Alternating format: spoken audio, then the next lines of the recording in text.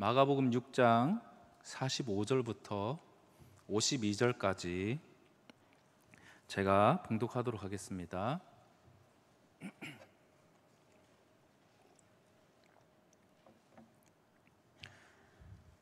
예수께서 즉시 제자들을 재촉하사 자기가 무리를 보내는 동안에 배 타고 앞서 건너편 벳세다로 가게 하시고 무리를 작별하신 후에 기도하러 산으로 가시니라. 저물매 배는 바다 가운데 있고 예수께서는 홀로 무태 계시다가 바람이 거스름으로 제자들이 힘겹게 노젓는 것을 보시고 밤 사경쯤에 바다 위로 걸어서 그들에게 오사 지나가려고 하심에 제자들이 그가 바다 위로 걸어오심을 보고 유령인가 하여 소리 지르니 그들이 다 예수를 보고 놀람이라. 이에 예수께서 곧 그들에게 말씀하여 이르시되 안심하라 내니 두려워하지 말라 하시고 배에 올라 그들에게 가시니 바람이 그치는지라 제자들이 마음에 심히 놀라니 이는 그들이 그 떡 떼시던 일을 깨닫지 못하고 도리어 그 마음이 둔하여졌음이러라. 아멘. 저는 지금도 겁이 많지만 어렸을 적에 참 겁이 많았습니다. 여러 가지 다 무서웠어요. 귀신도 무서웠고 강아지도 무서웠고 특별히 무서웠던 게 이 높은 곳, 고소공포증이 있었습니다. 그래서 한 번씩 이 영도 다리를 건널 때 참 많은 각오와 다짐을 해야 걸어서 건너갈 수 있었어요. 어지럽고 막 다리가 흔들거리는 것 같고 그렇게 겨우겨우 건너고 다시 돌아올 걸 생각하면 두렵고 그랬었습니다. 근데 제가 이번 예배 설교를 두려움에 대해서 설교를 준비를 하면서 이게 또 연합 예배인데 전 세대가 하는 예배인데 이 두려움이라는 주제가 괜찮을까 잠깐 고민을 했습니다. 근데 저희 딸들과 대화하면서 초등학교, 중학교 저희 딸들도 두려움이 있다는 걸 알고 같이 나눠도 되겠다 이렇게 생각을 했습니다. 저희 딸들도 저를 닮아서 고소공포증이 있더라고요. 그리고 벌레를 아주 두려워합니다. 그리고 학교에서 그 다음날 있을 걸 늘 두려워하더라고요. 내일 체육 시간이 두렵고 내일 시험이 두렵고 영어 테스트가 두렵고 매일매일 그 전날 그거 기도를 합니다. 백신 주사도 무서워하더라고요. 내일 주사를 맞을 텐데 제발 무사히 맞을 수 있도록 기도해 달라고 이렇게 기도를 합니다. 초등학교, 중학교뿐만 아니라 모든 사람이 두려움이 있죠. 아마 여기 청소년, 청년들도 두려움이 있을 것입니다. 앞으로 미래에 대해서 어떻게 준비해 나가야 될까? 취업과 또 결혼과 앞으로 내가 준비해야 될 것들에 대한 두려움이 있을 것입니다.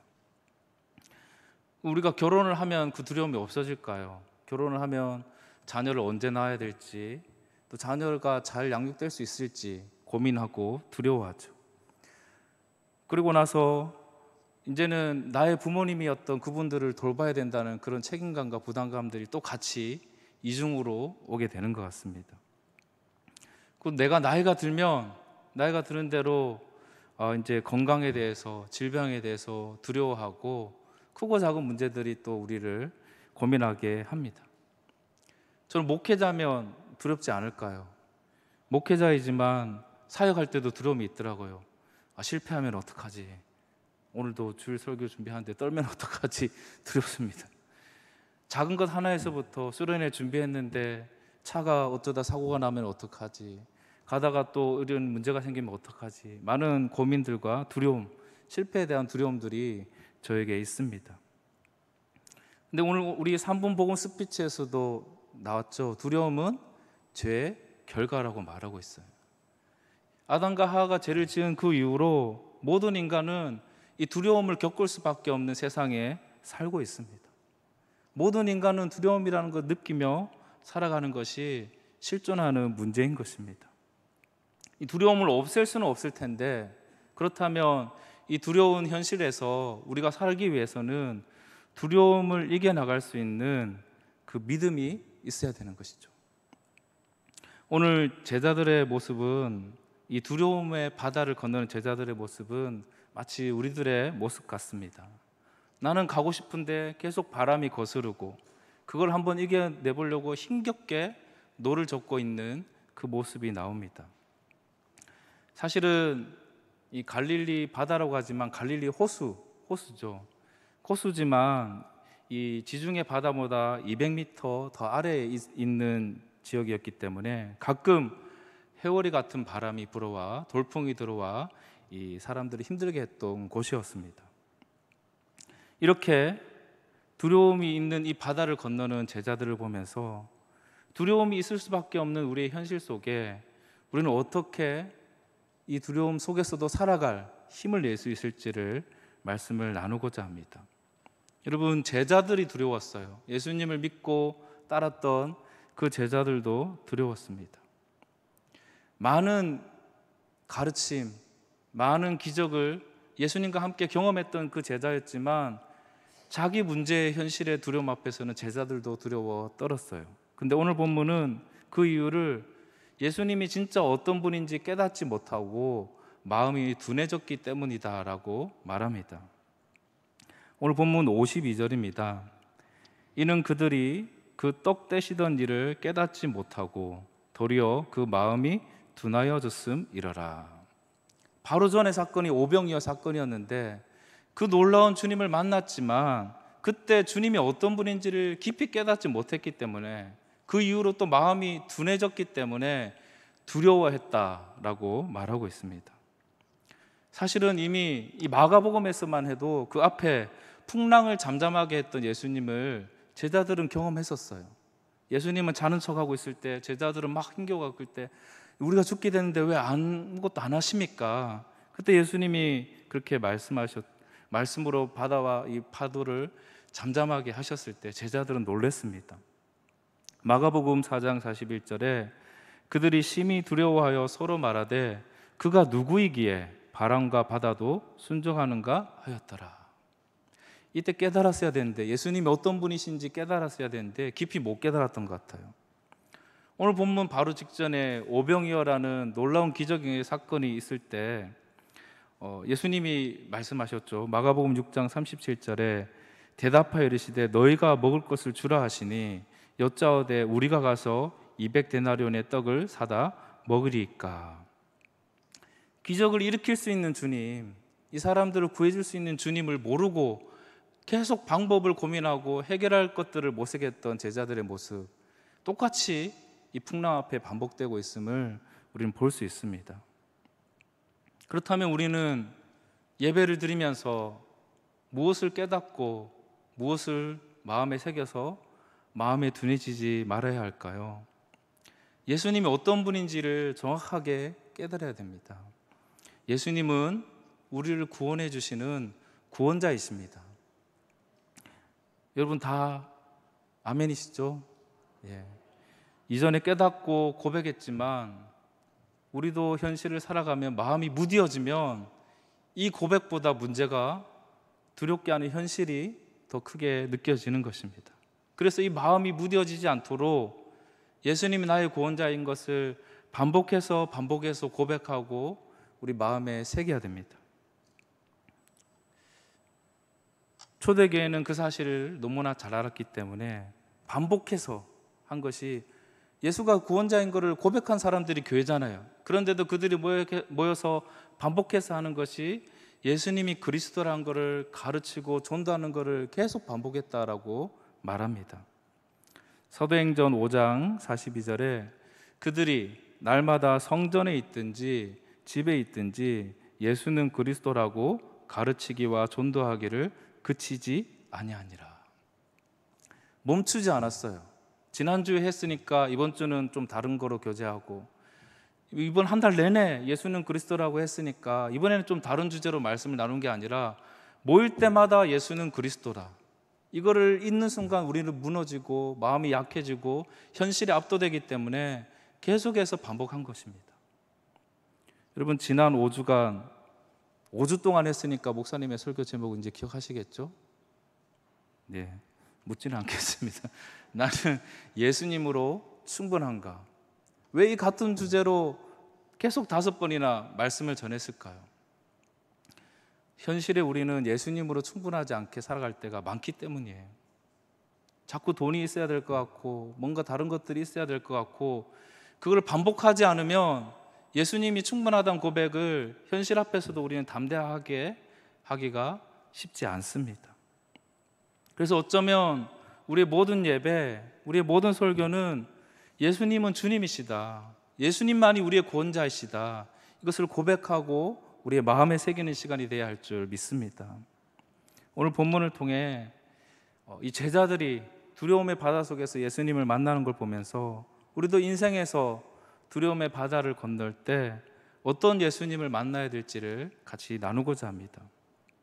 이미 알고 있는 예수님이겠지만 내가 그렇게 믿고 살아가고 있는지를 다시 새기면서 그렇게 믿고 살아가기로 결단할 수 있는 시간이 될 수 있기를 소망합니다. 첫 번째로 나누고 싶은 것은요, 이 두려움의 바다는 예수님께서 가게 하신 것이란 것입니다. 두려움의 사건이 일어난 장소, 이 바다, 우연히 생긴 것이 아니라 예수님께서 재촉해서 가라고 하셨는데 만난 사건이었습니다. 오늘 본문 45절, 46절입니다. 예수께서 즉시 제자들을 재촉하사 자기가 무리를 보내는 동안에 배 타고 앞서 건너편 벳세다로 가게 하시고 무리를 작별하신 후에 기도하러 산으로 가시니라. 즉시라는 표현이 나옵니다. 그러니까 오병이어 사건이 일어나고 즉시 예수님이 하신 행동은 무리를 흩트고 제자들은 보내고 예수님은 산으로 가는 것이 예수님의 반응이었어요. 마가복음은 좀 속도감 있게 예수님의 모습을 보여주거든요. 예수님은 어영부영 시간을 낭비하지 않은 분, 사명에 집중해서 그 다음 할 일을 즉시 옮기시는 분이셨는데 오병이어 사건 이후에 즉시 예수님이 행동하신 것은 사람을 흩으시는 것이었어요. 무리들은 보내고 제자들은 건너편을 보내고 예수님은 기도하러 따로 산으로 가셨습니다. 뭐가 그렇게 급해서 재촉하셨을까요? 이제 건너가라, 배편이 있는지 알아봐라, 천천히 가도 된다, 이렇게 해도 괜찮을 것 같은데 빨리 가라고, 빨리 여기 있지 말고 빨리 가라고 재촉하셔서 굳이 그 밤에 무서울 것 같은, 풍랑이 일어날 수도 있을 것 같은 그 밤에 건너가라고 재촉하셨습니다. 예수님은 이 시간이 위기했다라고 감지하신 거예요. 마가복음에 예수님은 늘상 습관을 따라 기도하신 분이지만 3번 기도하는 장면이 나오는데요, 오늘 본문을 포함해서 그 3번 기도하는 장면은 늘 위기의 때였어요. 어떤 위기의 때? 예수님이 사명의 길을 가지 않고 다른 길을 가고 싶은 유혹이 들게 만드는 위기의 때마다 예수님은 기도하러 산으로 가셨어요. 오병이어 사건이 일어나니까 예수님은 지금 위기다, 그리고 기도의 때다, 제자들 여기 안주하면 안 된다, 이 무리들에게 내가 선동되면 안 된다 싶어서 무리들은 흩으시고 제자들은 건너가게 하시고 예수님은 기도하러 가셨습니다. 그걸 어떻게 알 수 있느냐? 오늘 우리가 읽은 본문은 안 나오지만 이 오병이어 사건은 사복음서에 다 나오거든요. 그만큼 제자들에게 기억된, 각인된 사건이었습니다. 요한복음에 이 사건 이후에 무리들이 예수님의 어떤 정치적인 지도자로 삼으려고 했다는 표현이 나옵니다. 요한복음 6장 14절 15절입니다. 그 사람들이 예수께서 행하신 이 표적을 보고 말하되 이는 참으로 세상에 오실 그 선지자라 하더라. 그러므로 예수께서 그들이 와서 자기를 억지로 붙들어 임금으로 삼으려는 줄 아시고 다시 혼자 산으로 가시니라.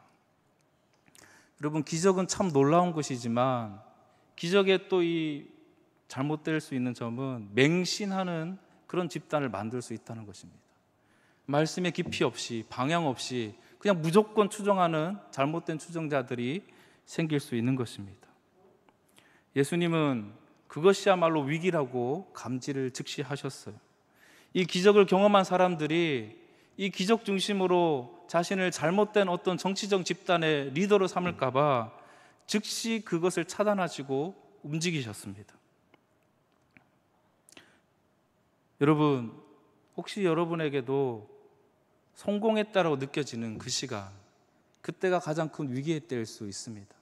오히려 핍박받고 고난받고 매질하면 제자들은 기도하고 예수님께 도와달라고 했어요. 근데 성공을 체험한 이때가 가장 큰 위기였다라고 예수님은 감지하셨어요. 예수님은 결코 쉽고 편한 길을 이용하려고 하지 않으셨습니다. 예수님이 이 땅에 오신 목적이 분명했으니까요. 예수님은 세상을 구원하기 위해 십자가를 지기 위해 이 땅에 오셨는데, 아무리 쉽고 편해도 만약 그 십자가의 길을 방해한다면 단호하게 거절하셨습니다. 혹시 여러분의 성공이 하나님의 구원의 역사와 아무 상관이 없다면, 아니 혹시 하나님의 구원의 역사에 방해가 되고 있다면 그 성공이 여러분에게 엄청난 위기라는 것을 감지할 수 있기를 바랍니다. 그런 의미에서 이 두려움의 바다는 주님이 가게 하신, 주님이 의도하신 길이었습니다. 우리가 잘못된 안정감을 가지고 살아가지 않도록 주님은 인도하십니다. 예수님은 중요한 것은 기적이 아니라 예수님 자신이 어떤 분인지 아는 것을 훨씬 중요하게 여겼습니다. 근데 우리는 예수님은 몰라도 기적만 일어나면 좋을 것 같죠. 예수님은 기적이 중요하지 않으셨어요. 예수님은 우리의 영적인 도약과 성장을 위해 의도적으로 힘들 수 있는 길로 우리를 몰아넣기도 하십니다. 여러분, 때로는 이 장소의 변화가 우리에게 생각의 변화를 일으키기도 합니다. 여기 군대 갔다 오신 분, 군대 가면서 많은 생각의 변화가 있고요. 또 결혼하면서 많은 생각의 변화들이 있죠.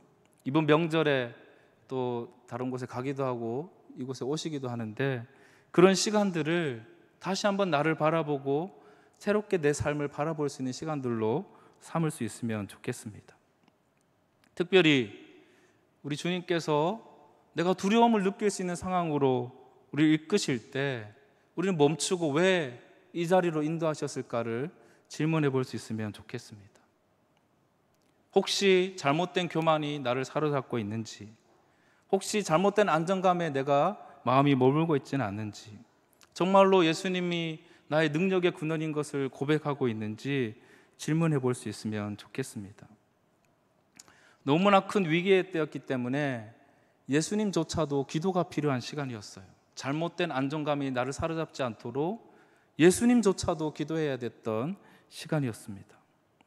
여러분, 교만의 유혹이 얼마나 달콤합니까? 성공의 유혹이 얼마나 달콤합니까? 편안하고 안전하고 싶은 유혹이 얼마나 달콤합니까? 그러므로 여러분, 두려움의 바다를 지나는 것은 하나님의 은혜입니다. 하나님께 더 집중할 수 있도록 더욱더 기도하면서 하나님이 무엇을 원하시는지 질문할 수 있는 시간이 될 수 있습니다. 혹시 여러분에게 지금 두려운 일들이 있다면 주님께서 왜 이 길로 나를 인도하셨는지 질문해 볼 수 있으면 좋겠습니다. 혹시 내가 잘못된 안정감을 가지고 살지는 않았는지, 정말로 이 시간에도 주님이 내 삶의 이유인지, 이 시간에도 내가 주님의 나의 능력이라고 고백하고 있는지 질문해 볼 수 있으면 좋겠습니다. 두 번째로 나누고 싶은 건요, 두려움의 바다를 지날 때 예수님께서 찾아오신다는 것입니다. 오늘 본문은 제자들의 모습과 예수님의 모습을 서로 비교해서 대조적으로 보여주고 있습니다. 예수님은 기도로 하나님께 맡겼지만 제자들은 힘겹게 노를 지으면서 스스로 문제를 해결하려고 합니다. 예수님은 제자들을 놓치지 않고 계속해서 주시하고 바라보고 계시지만 제자들은 예수님이 다가와도 보지 못하고 있습니다. 제자들은 예수님이 다가왔을 때 유령이라고 생각하지만 예수님은 자신을 하나님의 아들로 신적 존재로 소개하면서 다가오십니다. 제자들은 두려움 속에 빠져 있지만 예수님은 두려워하지 말라 하고 찾아오고 계십니다. 근데 참 놀라운 것은 제자들이 두려우면 두려울수록, 고난이 강화되면 강화될수록 예수님은 더 가까이 오고 계시고 예수님의 구원은 더 정확하게 이루어지고 있다는 것입니다. 본문을 보면요, 날은 저물어 갔고요, 배는 바다 한가운데로 갔고 더 이상 어떻게 할 수 있는 바람이 거세게 오는 장면, 정말 점점 힘들어지는 장면인데, 근데 무태 계셨던 예수님은 제자들의 괴로움을 보고 계셨고 물 위를 걸어서 오고 계셨고 결국 그 배에 올라타셨습니다. 우리가 두려움을 느꼈던 그 장소가 사실은 주님의 구원의 은혜를 경험하는 장소가 되는 것입니다. 예수님은 우리의 두려움을 외면하지 않으십니다. 오늘 본문 48절입니다. 바람이 거스름으로 제자들이 힘겹게 노젓는 것을 보시고 방 사경쯤에 바다 위로 걸어서 그들에게 오사 지나가려고 하시매. 우리가 두려움의 바다를 지날 때 홀로 있는 것 같고 힘겹지만 예수님이 다 보고 계신다는 것입니다. 어떤 방법을 동원해서라도 찾아오신다는 것입니다. 밤 사경이면요, 밤 새벽 3시부터 6시 풍랑이 일어나는 바다, 이번 태풍 때도 배를 미리 다 채워놨던데 풍랑이 일어나는 바다에 절대 배가 없죠. 그러니까 배로는 절대 올 수 있는 방법이 없는 상황이었기 때문에 예수님이 물 위를 걸어서 오신 것입니다. 내가 대단하지 이렇게 보여주기 위한 목적이 아니라 우리를 어떻게든 찾아오셔야 되는데 그때 그 방법은 물 위를 걷는 방법밖에 없기 때문에 그렇게 예수님이 찾아오신 것입니다. 우리는 현실의 고통에 너무 집중할 때 그 고통에도 어떻게든 찾아오고 계시는 예수님을 보지 못할 수도 있습니다. 그럼에도 주님은 계속해서 점점 더 우리에게 찾아오시고 결국 우리와 함께 하시고 우리의 배에 올라타시고 우리를 두렵게 했던 그 바람을 잠잠하게 하실 것입니다. 두려움의 바다를 건널 때 그것이 어떤 곳이든 우리를 찾아오고 계시는 예수님이 있음을 믿으시기 바랍니다. 보이지 않아도 주님은 계속해서 우리를 지켜보고 계시고 우리를 구원할 계획을 계속해서 이루어 가시면서 찾아오고 계십니다. 마지막으로 두려움의 바다를 건널 때 우리는 예수님께서 말씀하신다는 것을 기억해야 됩니다. 제자들은 너무나 두려웠기 때문에 지금 자기를 찾아오는 예수님조차 두렵게 여겨졌습니다. 오늘 본문 51절입니다. 배에 올라 그들에게 가시니 바람이 그치는지라 제자들이 마음에 심히 놀라니. 제자들이 심히 놀랬다는 표현은 여기밖에 없어요. 죽은 자를 살릴 때도, 병자들을 치유하고 오병이어 기적이 일어날 때도 심히 놀랬다는 표현이 없는데 오늘 자기가 힘들 때 구원해 주니까 심히 놀랬습니다. 남들의 기적은 오 대단하네, 내가 힘들 때 하나님이 구원해 준 거 엄청 크게 느껴진 거예요. 심히 놀라면서 예수님이 이렇게 도와주시구나 고백하고 깨닫고 있습니다. 여러분, 내가 만난 예수님이 필요합니다. 이 두려움의 바다는 바로 내가 예수님을 만날 수 있는 자리입니다. 그런데 제자들은 이 두려움이 너무 컸기 때문에 찾아오신 예수님에 대한 반가움보다 두려움이 더 크게 다가왔습니다. 사실 저라도 이 상식적이지 않은 상황에서 두려웠을 것 같아요. 예수님이 오시는데 물 위를 걸어서 막 저한테 오시면 좀 무서웠을 것 같습니다. 우리도 이 두려움의 바다를 건널 때 내가 생각하지도 못하게 예수님은 일하고 계시는데 그걸 내가 생각도 못하기 때문에 예수님을 전혀 반갑게 맞이하지 못할 수도 있습니다. 그만큼 우리는 이 두려움이라는 현실에 매몰되어서 예수님을 잘 알아보지 못하는 것입니다. 심지어 예수님의 간섭을 불편하게 느낄 수도 있습니다. 그런 제자들, 그런 우리들을 향해 예수님은 오시면서 말씀하시면서 찾아오십니다. 우리가 더 두렵지 않도록 안심하며 예수님을 맞이할 수 있도록 말씀하시면서 찾아오십니다. 오늘 본문 50절입니다.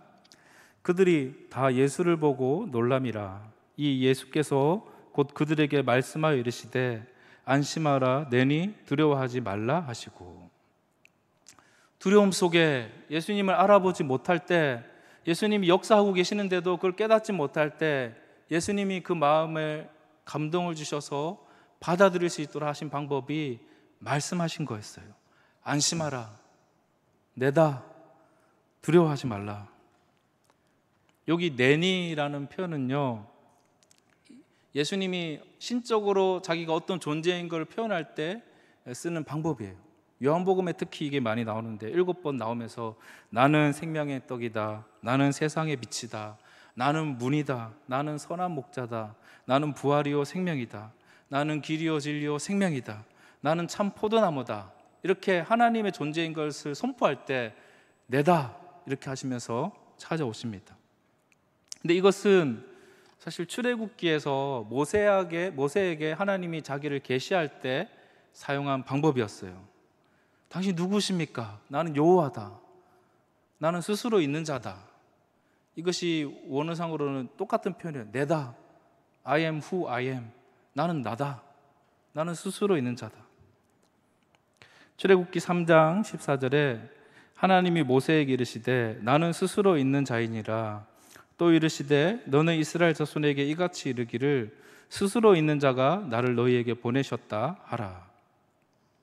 이 마가복음 6장은 의도적으로 출애굽기의 장면을 이용해서 출애굽기에 구원하신 그 하나님이 지금 예수님이 구원자 예수님으로 오고 있음을 보여주고 있습니다.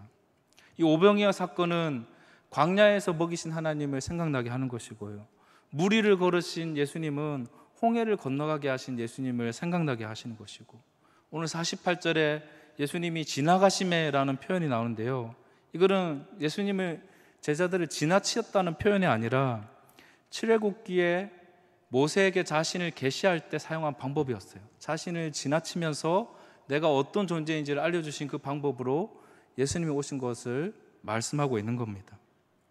출애굽기 33장 18절 19절에 모세가 이르되 원하건대 주의 영광을 내게 보이소서. 여호와께서 이르시되 내가 내 모든 선한 것을 내 앞으로 지나가게 하고 여호와의 이름을 내 앞에 선포하리라. 나는 은혜 베풀 자에게 은혜를 베풀고 긍휼히 여길 자에게 긍휼을 베푸느니라. 그래서 계속해서 예수님은 구원자이시다, 구원자로 우리에게 찾아오셨다, 출애굽기를 생각나게 하면서 말씀을 전하고 있습니다. 오늘 우리도 두려움의 현실 속에서 예수님은 다가오고 있지만 우리가 못 깨달을 때가 있어요.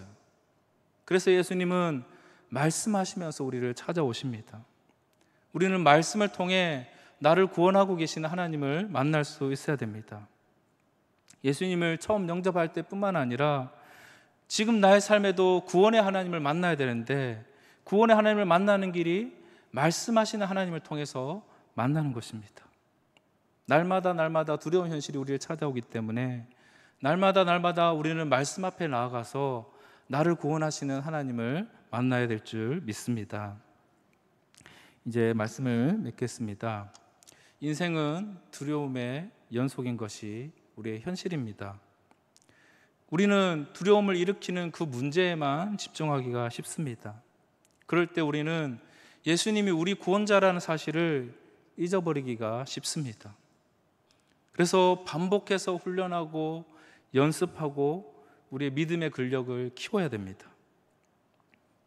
그래서 두려움의 바다를 여러분이 건너고 계시다면, 아니면 나중에 건너실 때 이 시간을 더욱더 예수님을 묵상하고 바라보는 시간으로 삼으실 수 있기를 바랍니다.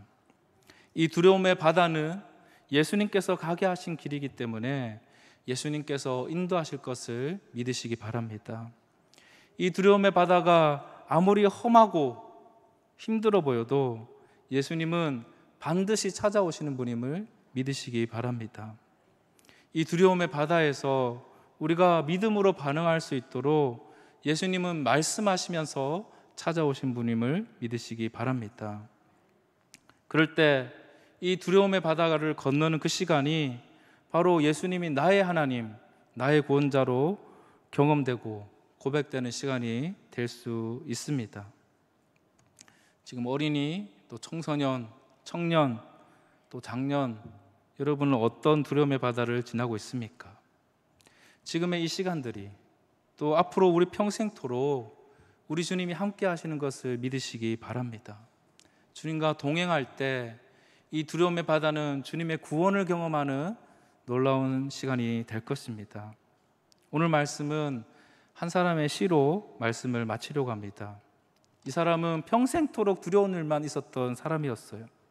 어렸을 때부터 늙을 때까지 평생토록 두려운 일들이 그를 쫓아왔지만 그는 늘 언제나 그 속에서 하나님과 동행했고, 그래서 하나님을 깊이 경험했던 것을 많은 시로 남겼습니다.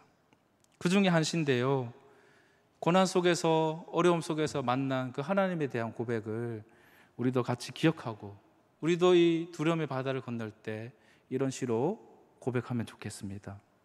다윗의 시고요, 시편 23편입니다. 여호와는 나의 목자시니 내게 부족함이 없으리로다. 그가 나를 푸른 풀밭에 누이시며 쉴만한 물가로 인도하시는도다. 내 영혼을 소생시키시고 자기 이름을 위하여 의의 길로 인도하시는도다. 내가 사망의 음침한 골짜기로 다닐지라도 해를 두려워하지 않을 것은 주께서 나와 함께 하심이라.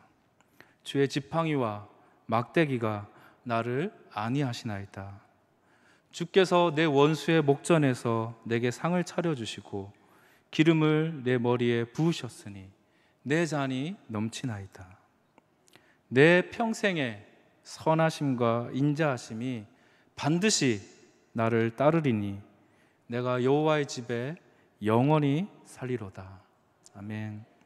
이 다윗의 고백이 여러분의 고백, 평생의 고백이 될 수 있기를 바랍니다. 우리 시간에 같이 기도하는 시간 가지면 좋겠습니다. 지금 여러분은 어떤 두려운 일들 속에 있는지 한번 돌아보시기 바랍니다. 근데 그 길이 예수님이 인도하신 길인 것, 그리고 예수님은 이 길에 찾아오고 계신 것, 예수님은 이 길을 가고 있는 나에게 말씀하고 계신 것을 기억할 수 있기 바랍니다. 다윗이 고난 속에서 주님을 만난 것처럼 이 두려움의 바다 속에 예수님을 더 깊이 만나게 해달라고, 예수님이 나의 구원자가 되게 해달라고 그렇게 기도하면서 나가면 좋겠습니다. 함께 기도하겠습니다.